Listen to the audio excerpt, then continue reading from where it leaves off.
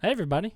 Today I'm going to be talking about wild cards and the 2021 college football season. These teams, I'm having a hard time figuring out what they're going to be doing this year as far as their record, how good they're going to be, if they're going to be terrible or good or what. So I wrote them down here and thought I'd talk about them for a minute. First, I got Texas on this list.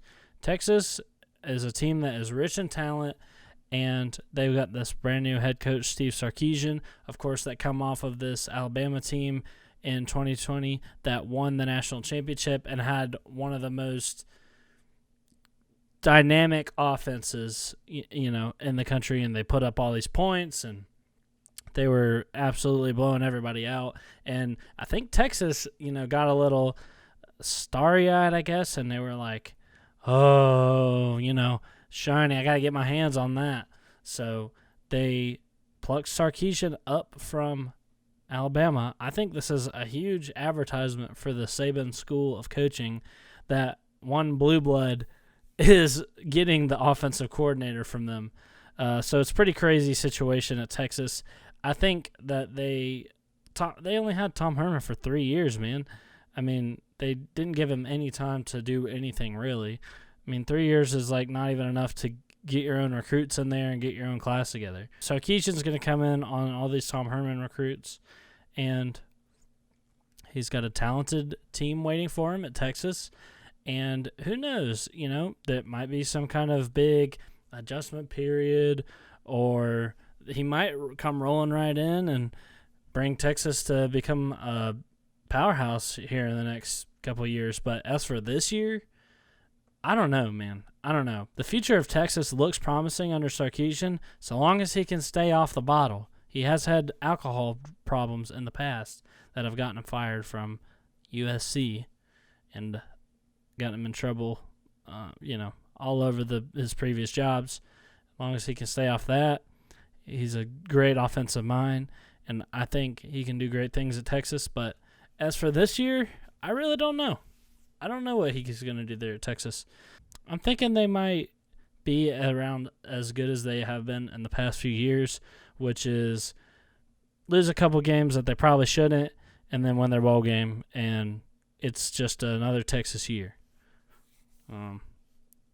Texas better be careful, though. They're playing with fire, firing their coaches every few years. I know they're getting impatient on their road to becoming back. Okay, next is Miami. I just got done making 100 videos about Miami. I did their schedule prediction, so I had to make up my mind at some point. I said I'm not a believer in them. But listen, I also said in the video they could absolutely fall off a cliff like they had in the past years when they've had a good team. Miami has been, over the past decade and a half or so, Miami has, every time they've had a good season, they immediately followed up with a terrible season. This season could be that.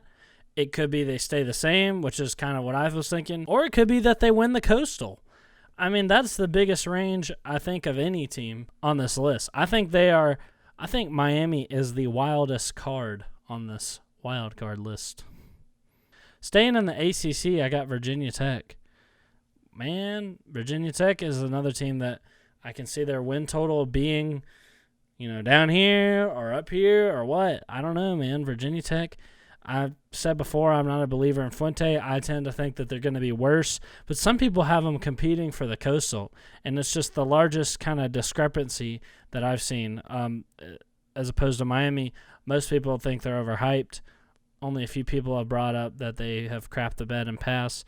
But with Virginia Tech, I'm seeing really wildly differing opinions on what they will be doing this year. So I think Virginia Tech's a wild card for sure. But I can tell you one thing. They're freaking going down when it comes time to play my Jackets. That's right.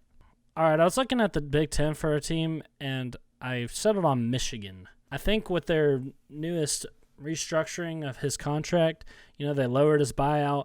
I think the general consensus is that this is Jim Harbaugh's last year at Michigan unless he somehow figures out a way to put together an amazing season. Maybe he's got something up his sleeve. I really doubt it.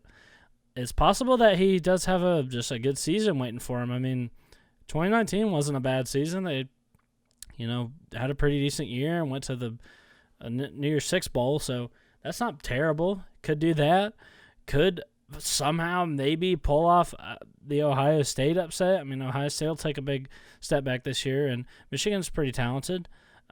Or they could just be awful like they were last year. Who knows? I think Michigan's a pretty wild card here. Okay, this next one, this might surprise some people. I got UCF on here. I'm kind of having a hard time deciding what to think about UCF under new head coach Gus Malzahn. Now, a lot of people have pointed out that since Josh Heupel got there, he has taken this team on a downward kind of trend. They just got worse and worse over the years, and their record has been worse. They're still pretty talented, for a Group of 5 team, and Gus Malzahn's a good coach. Can he restore them to what Scott Frost had them at? Maybe. I mean, Gus Malzahn's been able to take down frickin' Saban. So, hey, it's possible. UCF, maybe more of a mild card than a wild card, because I don't see UCF really falling off the map. I just see them either maybe being average to really good. I believe in Gus Malzahn as a coach, but, sometimes these first-year head coaches come in here and have a rough time a little bit in the first year, so that could possibly happen here. And I know I got a lot of first-year head coaches on here. Well, that's why, You see a lot of these kind of adjustment periods, and you don't quite know, but they could just come in there and tear it up. So that's kind of what I'm thinking for UCF. Speaking of Gus Malzahn, Auburn is on this list, in which Auburn is the team that he just got fired from. And they bring in Brian Harsin, this new head coach from Boise State. This hire did confuse me of Auburn. I'm not sure what they saw in Brian Harsin at Boise State. I mean, Auburn recruiting has not been stellar in the past few years. That's why Gus pretty much got fired. He's a great coach, but if you can't recruit, that's pretty much the half of being a head coach. You can't just not recruit. And I think in the end, that's what got Gus fired, because Auburn's classes have been awful lately. Can Brian Harsin come in here with this mediocre kind of talent? I mean, he's got Bo Nix at quarterback. Or can TJ Finley step up and get the starting job and maybe light some stuff up? Now they got D-Rob going there. Auburn could be a little bit interesting. They get the Iron Bowl at home this year, and they get Georgia at home, and they go to Penn State, and I could see them maybe pulling off a win or two of that, or I could also see them having just an awful year. I really hope for Auburn's sake that this coaching hire works out, because they're in the SEC West, which is the toughest division in college football, and they have the toughest schedule consistently of any team every year. And if they slip up and make a terrible hire, they could easily fall into irrelevancy, and I know their fan base isn't going to want that. It's just bad news if they make a bad hire, so hopefully Brian Harsin works out for them. All right, staying in the SEC, I got Florida. Now, Florida, I think, has agreed to have maybe a big step back this year, and by step back, I mean 8-4, 9-3. But all these McElwain recruits are gone, and Dan Mullen is not the best recruiter, so it's possible that they could have just a terrible year. It's possible if Dan Mullen turns out to not be able to hack it. He often does things to make Florida look bad. And he's still got Todd Grantham at defense. His offense takes a big step back this year because he loses tons of production. He's definitely in the bottom half of classes with returning talent this year. It's possible Florida just absolutely falls off a cliff this year. Maybe goes 6-6, which is maybe not falling off a cliff, but it would be for Florida.